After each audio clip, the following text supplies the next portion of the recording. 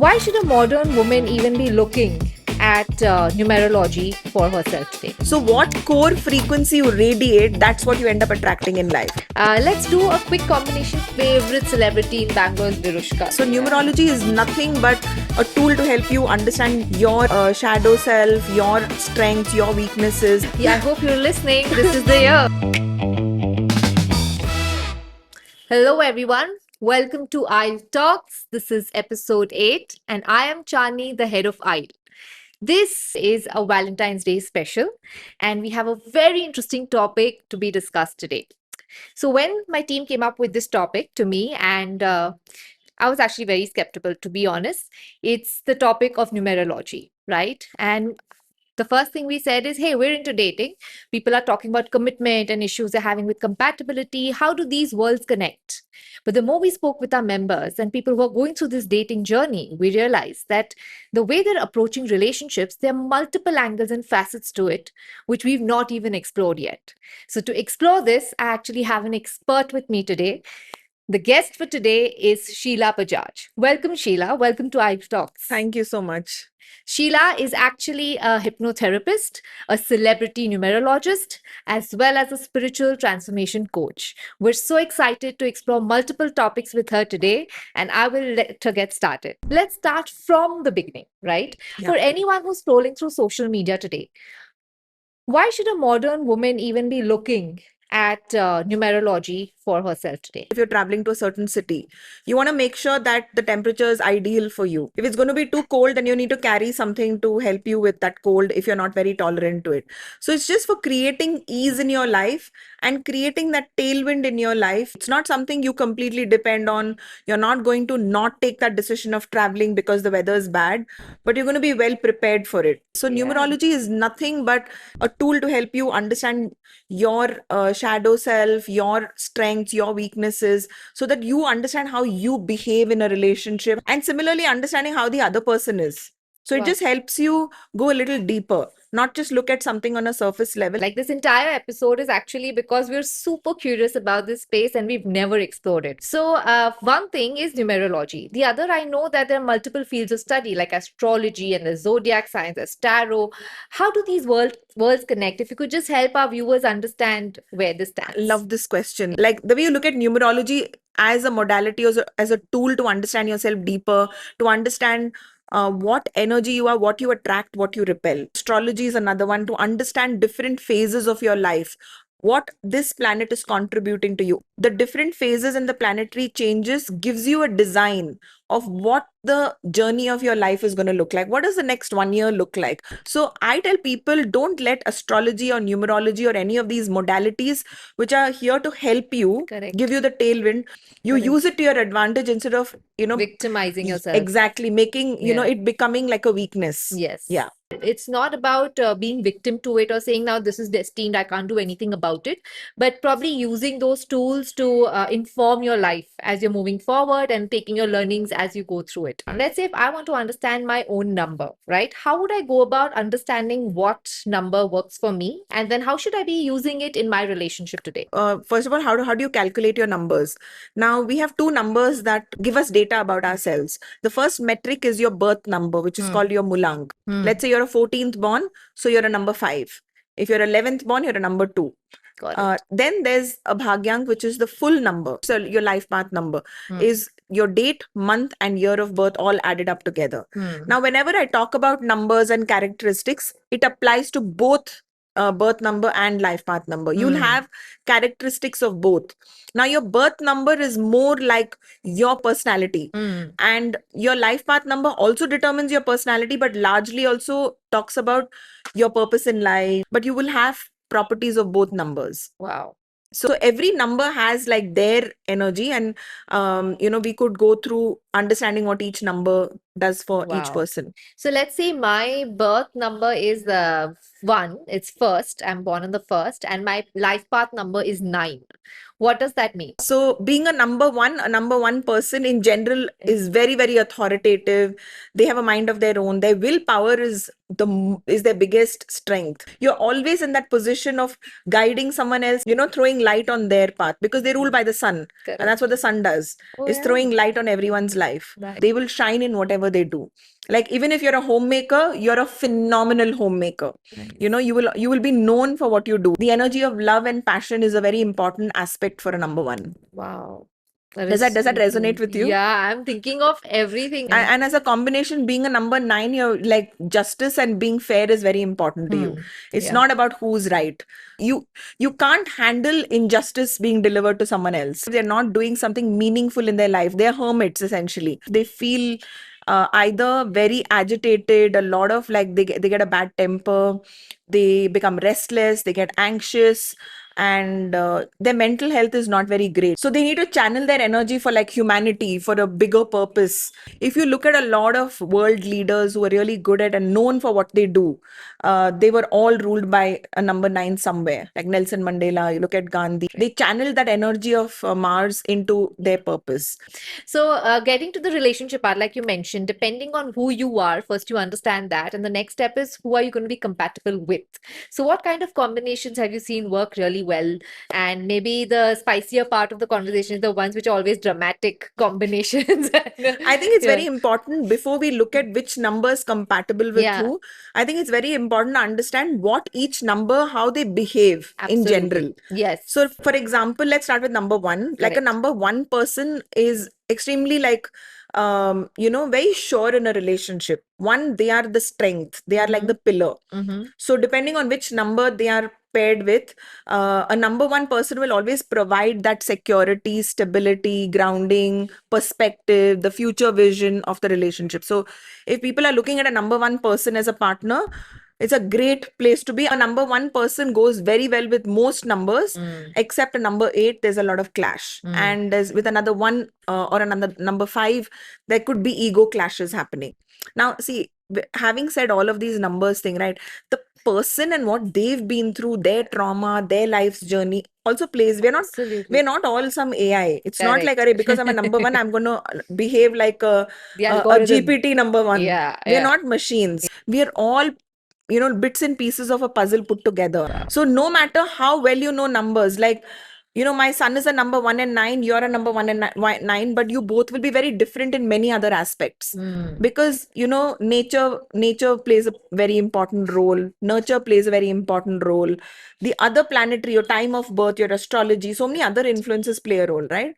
So you can talk about guidelines and certain parameters, but that's not the complete picture. Absolutely. A number 2 person is very emotional, very, very sentimental, very moody, very sensitive. They have high highs and low lows, and they get affected very easily with the moon cycle. They're very creative, and they bring a lot of the softness and the yin energy into the relationship. So as the number 1 is very yang and very fiery, like ruled by the sun, the number 2 balances that out with bringing the emotional compatibility, the softness, the understanding, the compassion, and the nurturing energy. Nice. But if there are 2 number 2s, then you're going to be a tangle of tears and emotions and drama. They are never going to tell you how they completely feel. There's always going to be something inside of them, one story inside of them that you may never know. And it'll come out in layers. Oh, wow. And that's number 2 for you. Wow. You have your work cut out if you're with the number 2. And then we go to number 3. So number 3 is ruled by Jupiter. They bring a lot of wisdom into the relationship. Like, even if there's a fight, they'll want to talk it out. They'll want to go deeper. Why did you behave like this? I said this because you said this. There's a lot of understanding, and, like, you're never going to deal with a relationship issue on a superficial level. Nice. They'll always look at reasoning. So if you're a person who wants reasoning, choose a number 3. They're very fatherly, very guru, because it's ruled by Jupiter, ruled by Guru. If your 3 is paired with a 2, they'll have all this wisdom, but they'll be extremely difficult because emotionally they're highly strung. Let's say your birth number is a 3. You're great, you're fine. But now your life path number is one of those kitch planets. It's going to drill. It's like having holes in the bucket. And that's where the problem arises, is you need something to override that effect. So that's why in numerology, we look at not just your date of birth, we also look at the planets in your name. And that makes a very big difference. The spelling of your name, the phonetically, what planetary energy is it radiating?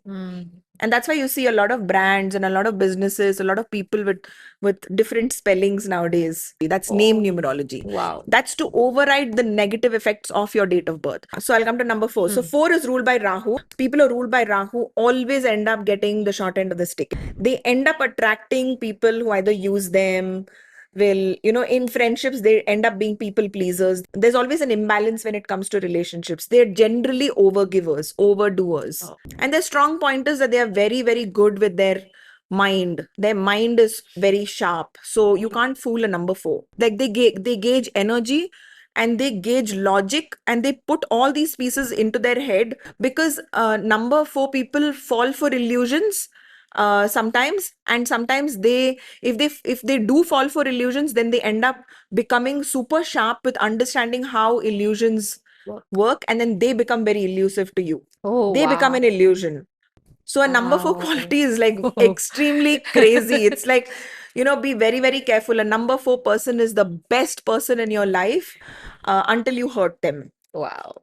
In when it comes to relationships, in terms of compatibility, a number 4 only will work best with another number 4, because only one number 4 will understand the other number 4's overgiving, overdoing. They value it. They're able to receive it. And they are also the nurturing partner. Like even when you're on the dating app, we say, find the person who matches your crazy, because we all have our own crazies, but then you're just trying to look for someone who matches that. Is it similar to zodiac signs? Not numerology. Okay. Astrology goes into zodiac signs. Now, even in astrology, you have sun signs and you have moon signs. Correct. So sun signs is honestly just for entertainment. Yeah. I don't consider that very accurate. Yeah. But moon signs is very accurate. Oh, wow. And that's something that one should actually, if they're really looking at compatibility, like I tell people, if you love someone, if you connect on a mental and emotional level, do not look at astrology. Yes. But it's when you don't know the person really well, when there's some kind of an arranged situation, that's when you'll go deeper, and astrology was created for that. So sometimes it's important to kind of find a middle path, not to be any extreme. Absolutely. It's to be practical, but also use all of these modalities, not for them to control you. You should kind of be in control of them. Correct. They should be your tools. So now let's take an example where a couple is in maybe a number which is incompatible, or maybe their kundali didn't match or something, right? What should they do at this point? Should they work through it? Do you think they leave? How should they handle this? If it's not compatible. Yeah, if it's on not a kundali level or on an actual level? On a kundli level or a number level? First of all, ignore that. If you're actually compatible, please take kundli and numbers. I mean, put it aside. If this is already set, you don't need this. But let's say if this is not fine, and you're wondering, could it be because of the numbers? That's also not fine. Now I'm having this trouble. Then go deeper, get a consult, an astrology consult. You could get a numerology name correction. Like, see, your name could be neutral, could be doing nothing for you. Your name could be toxic or malefic, which could be hurting you, drilling holes in your bucket. Yeah. Oh, wow. Or your name could be already great. Okay. Who knows? So there's a solution to it. So there's a solution, because you are known by your name. So if there's a compatibility lafda in your numerology, your name can override it. So I tell couples, do a name correction together, because then what we do, we make sure, okay, these are your friendly planets. These are your friendly planets. Okay, now I have this one planet or this vibration that I think will really help both of you. Nice. 1 or 11. Nice. Create a multiplier positive effect. Wow. Yeah. Wow. Who knew, right? Who knew there's all of this right there? So we discussed 1, 2, 3, 4.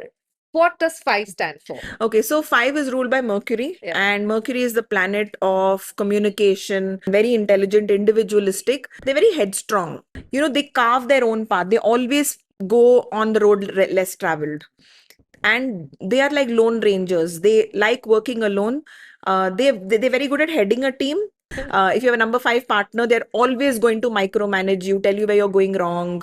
So in relationships, they can be very, very irritating. But the good part about the number 5 is they find their path, they believe in it, they will run it, ride it, and they'll beat the shit out of it, and they will be number 1 in whatever they do. And a number 5 never wants to be told you're wrong.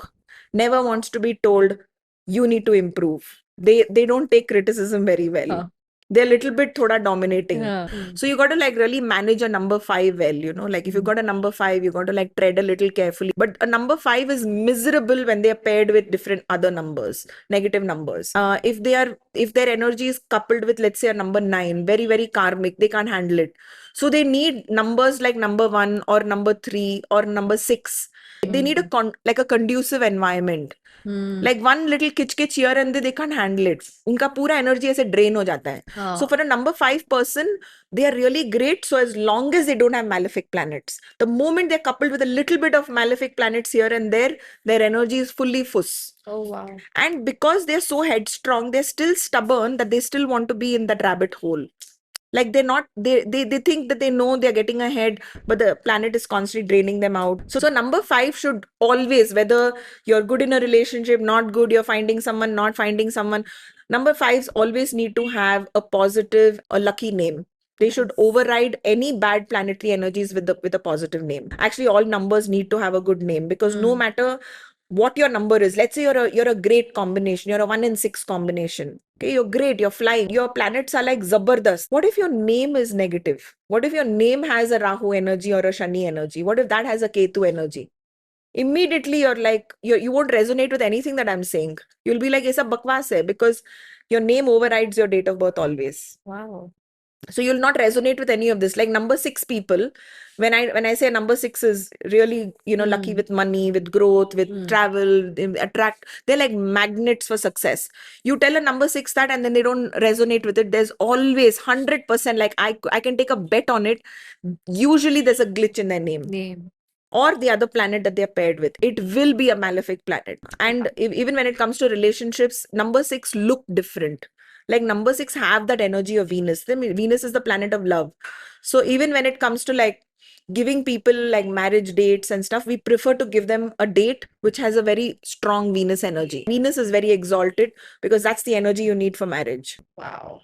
I think Venus was last year. Does it keep coming every year, or there is a phase? So like, for example, last year was the year ruled by number 9. So it was the year, very karmic year. Okay. 2025 was all about letting go, completing transactions, closure, learning lessons. In that aspect, now 2026 is ruled by number 1, because when you add all of it, it's the year of sun or number 1.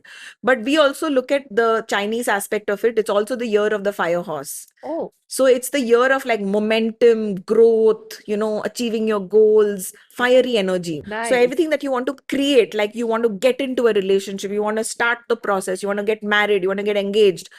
This is the year, 2026. Wow. Yeah. Yeah, I hope you're listening. This is the year. This is the year, yeah. Usually number 6 people, I've very rarely seen them not in a relationship. They jump from one relationship to the other. They almost have a problem of plenty. So they have trouble choosing. They have trouble committing to a relationship because they also could have a sense of getting bored very easily in a relationship. Also, too many options. Too many options. How do you decide? And because they are ruled by Venus, their energy is not about depth. Yeah. It's not, they don't go into like acha soul connection. They are like the hot one there. They are dealing not with the soulmate, but with the whole mate. So it's all about the chemistry, the biology, the physics, the intimacy, the lifestyle compatibility. Do you love to travel? Do you love to eat food outside? The glitz and glam. Yes. So they connect at a different frequency, and that's not wrong. What rocks your boat, you choose that. Absolutely. Yeah. Now, when it comes to 7, very interesting number. Number 7 people are ruled by Ketu. And this planet is not very conducive for relationships. The energy of Ketu always comes and causes like pins and needles in your relationship.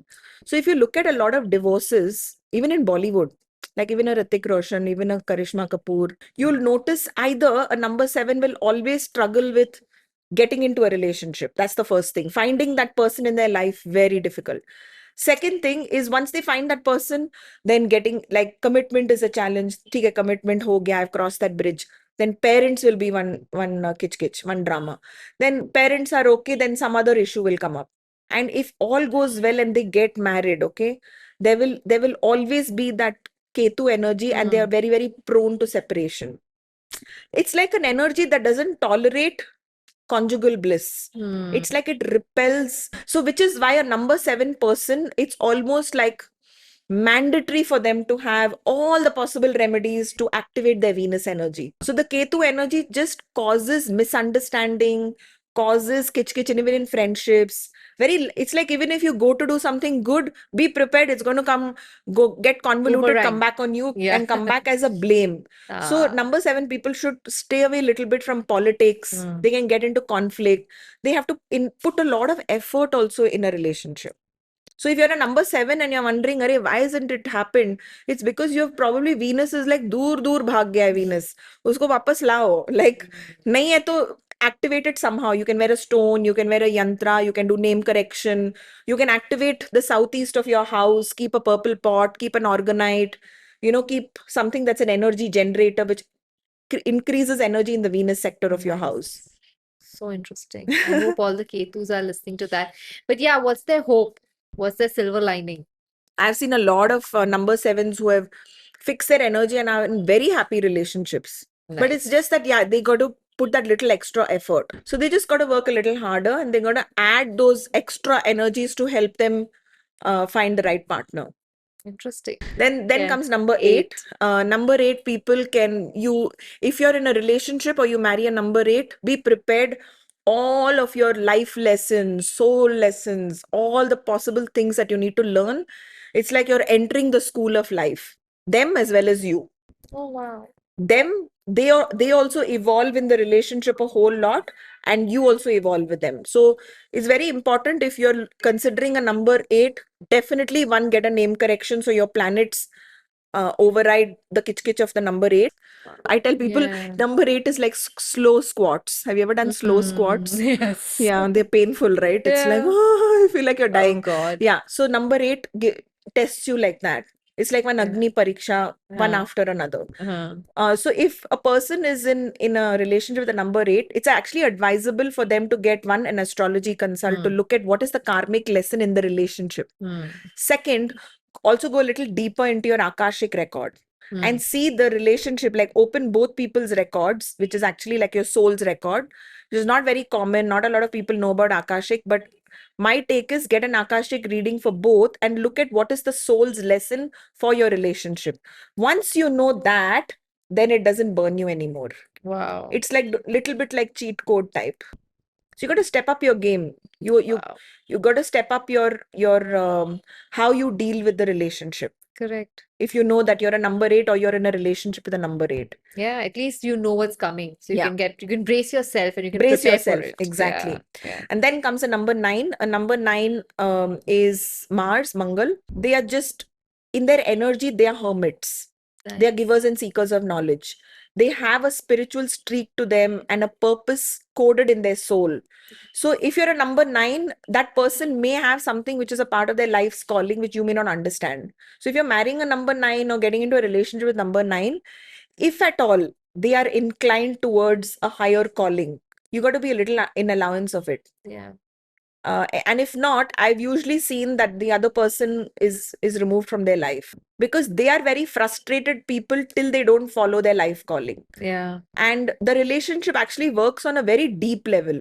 Even if you have a number 9 friend and you are also number 9, you'll always notice that you connect on a very deep level. Very spiritual. Very that is. spiritual, yeah. So cool. That is super. Actually, talking about these amazing combinations, let's do a quick combination for maybe one of our celebrities, right? One of the favorite celebrity in Bangalore is Virushka. So, if we can get the numbers of Virat and Anushka, would you be able to help us understand their Absolutely. Fantastic. So let's do it. Okay. So first we have Anushka Sharma. She is born on 1st May 1988, which means the Mulank is 1 and the life path is 5. Right? And Virat Kohli is born 5 and on 6, I think. Yes, 5 Okay. and 6. So what do you Okay, think? so when Yeah. it comes to their compatibility, like I said again, I always say that I don't comment too much and I don't go very deep into celebrities' lives Yeah. because they have a right to have Yeah. their personal life. But for the sake of understanding couples and compatibility, it's good for people for their own journey. Being number 5s, there will be a little bit of that individuality clashing. Each one of them are very, very strong-headed. But I think both of them connect on a very soul level. level. They might Mm. have like a past life connection. They might have a Mm. lot of karmic connection together. Like you'll notice, I've not seen their astrology, but there will be something in their astrology that shows that they're going through some karmic lessons together. Wow. And there will be signs in their astrology that will show that they are very, very powerful couple. Like their Mm. compatibility is phenomenal on a deep spiritual level.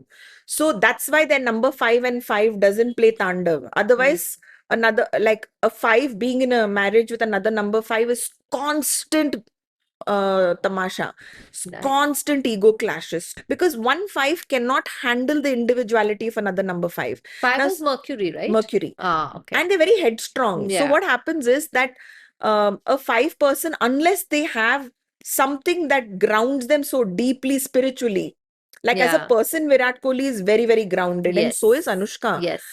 So on that level, both of them are able to be in allowance of the other person's individuality. Nice. Like you are your own sun, you are your own star, you are your own planet. I'm happy for you. I can Nice. let you be the superpower or the superstar that you are. Neither of them is threatened by each other's growth, fame. They both are like contributive to each other. Nice. So that's very important. Most number 5s can't handle that. So that's why I said numerology alone doesn't say everything. It's all a play of planets. It's like chemistry. Yeah. One little thing comes here and the whole equation changes. What Absolutely. dance are they doing together? You have two planets dancing in your date of birth. There are two planets dancing in your name. What are 4 of them doing? What garba are they doing together? Correct. That's Correct. the thing. If there's an enemy planet in your name and your great numbers, like Virat is 5 and 6, Anushka is 1 and 5. Oh my God, I've never seen better planets for a couple. Yeah. Like what is that? How the hell did that happen? Yeah. Such good planets, not one negative planet. So you got to see what is the play, what is the interaction of all this. All right. So I think one more celebrity we would love to cover, Sheila, is also the hot topic, which is Alia versus Ranbir. What do you think is happening? Alia's numbers are 6 and 4 versus Ranbir's numbers is 1 and 3. What do you think is happening out there? So I think that when you look at both their numbers, like both of them are just different. They're like water and oil. When you look at water or oil, she's very emotional. Venus. Venus energy, Yeah. and she's a number 4. It's almost like they both are just different frequencies. They do have some commonality and a connection point on some kind of a thought process level or an intellectual level. Like there's something that connects them on some plane, but it's not all aspects. They are really two different frequencies, but that doesn't mean that they are not compatible. Honestly, I tell people numerology completely, when it comes to compatibility, don't look at only that. It's too incomplete, even though I'm a numerologist. Yeah.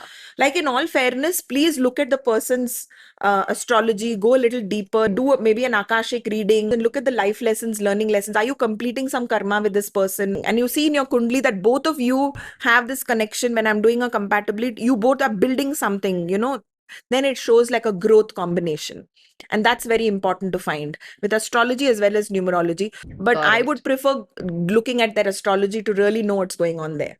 Wow, that is so interesting. And a lot of times, see people who think that, there's this issue in a relationship and it's coming from numerology. Maybe it's your house.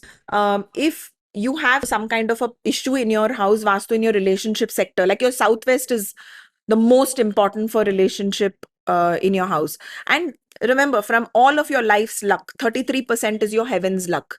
Heaven's luck is your date of birth, your astrology, your Akashic record, your karma, wo hisab. Then 33% is your earth luck, which is the space that you live in, the earth energy ruling you.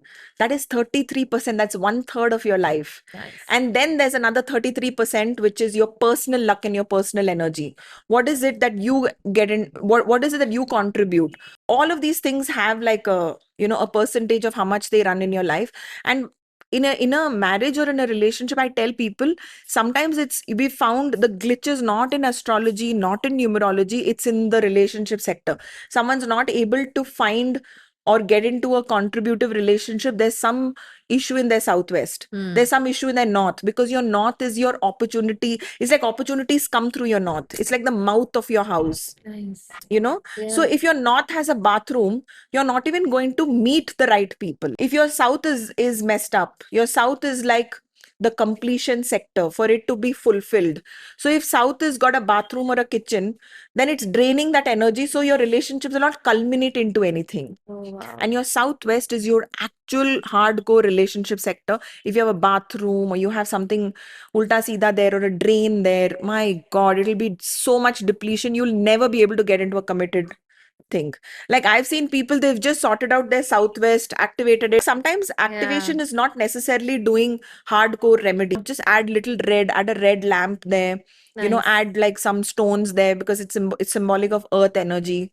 And then they found the right person or they got married. Like sometimes it's as simple as a color. Sometimes it's as simple as just keeping a metallic something in a certain sector or a stone in a certain sector. I Yes. tell them, वो अच्छे stones you get na, which you Yeah. find as gardening, those whatever. Correct. Just get one of those stones, soak it in salt, put it in that sector. It activates your earth element. Nice. After you see that working, then you can invest in a rose quartz proper crystal. They say the north facing entry is supposed to be good, right? North and east. North and east. Okay. But for relationships, southwest is most important. So whether you're not finding someone, whether the relationship is kitch, or you're already married and it's not going great, the southwest has to be rectified. Nice. That's your relationship sector. The moment you activate that, like, you know, there has to be Aishwarya in that place. Not Aishwarya Rai, but like ekdam, you know, exuberance. Yeah. Keep a lovely photograph with in a frame, Nice. which has like a, you know, a beautiful picture that's meaningful for both of you. Hmm. So, you know, like create that energy in that space. Hmm. Like, for example, we tell people to keep a pair of Mandarin ducks. Hmm. In feng shui, that's the remedy that's prescribed. You don't want to keep ducks where one is bigger than the other. Creates a dominating relationship. So you keep Mandarin ducks of equal size or swans of equal size. Then you keep a rose quartz crystal, which is a crystal of love. Then you can wear a bracelet which has crystals for relationship, which have like runes, which are ancient alphabets in it, which create that energy of love and commitment and stability. Wow. And crystals also do that. Like, you know, you'll have a combination like of rose quartz and rhodonite that helps you attract the right person or create, you know, basically opens your heart chakra. Wow. Actually, that makes me very curious. Let's say some couple, after seeing this, goes and checks their kundli, right? And you can get to see the whole blueprint, what's going to happen, multiple areas. And let's say there's something negative written in your blueprint. How would you handle it? Like, what do you do? How much control do you have versus how much control does this blueprint have over your life? Okay, let me bring in some things that people don't know are there in your astrology. For example, your astrology chart, even though I'm not an astrologer, I tell people in full disclosure, I do not do astrology. But I have an astrologer that we kind of compare and notes, and, you know, we do a lot of discussion together. So I know for a fact that a person, like, infidelity is written in your astrology chart, but that doesn't mean you don't have free will and you don't have control. Correct. I tell people, don't use that as an excuse to go cheat. Okay, मेरा fault नहीं है, मेरे कुंडली में लिखा है ना कि मैं cheat करूंगा. मतलब कान के नीचे एक बजाओ. So I'm not saying that people should use that as an excuse to cheat, but infidelity, streaks of that is shown in your astrology. Now, let's say, for example, you're a person where that's very important for you. You see it in your partner's chart. You know that they're capable of cheating. You got to have that conversation. They need to be aware of it and then make choices. Your free will overrides everything. I tell people, it could be shown in your chart that you're likely to get a divorce. Yes. But if you have the most amazing deal and deliver on the table with your partner before you get married, you can override that. I promise you. I've seen it happen. I've had a couple who were having the most turbulent marriage, okay? I remember they came to me, and even someone else had told them they were having the worst time. They wanted to just wanted to end everything. So I used to read tarot at that point. So I pulled out their cards, I look at their numerology, the astrologer's already given their verdict. And it looks like a divorce. So I told them, I said, yeah, you know what? It looks like you're heading for a divorce. I think that was such a wake-up call for them. And I made them read one chapter. That time I had not published my book. I have authored a book called The Love Mirage. So I gave them one chapter that I'd written, which is on marriage. Why marriages fail, or why marriages are like a war. Why do people get Like they could have been in a relationship for 9 years Yeah. and 6 months into the marriage and it's falling apart. Why? Correct. They read that one chapter and they didn't get divorced Mm. because it highlighted, it threw light on the one reason why marriages fail. Mm. And that just changed everything in their Which relationship. is? Which is Don't leave us high and dry. which is that when you're in a relationship, A is A, B is B. Mm. Okay, I'm Sheila, my partner is Vaishak. We both are in a relationship. You look at me, you understand me, you have all of this. You know who I am, I know who you are. Now this is the level at which we connect. Correct. The moment you get married, you're stepping into a role, a box Correct. of wife and husband. And that's a different role. Now, suddenly there is all the expectations of that role. It's like a job. This Yeah. is not a relationship anymore. Yeah. Marriage is a contract. And it's a contract between two people. You are going to provide, I'm going to do this. That's the deal I'm and guessing a deliver. lot of conditioning as well, It right? is right Because when you are in a relationship. yeah, There was yeah, no guideline.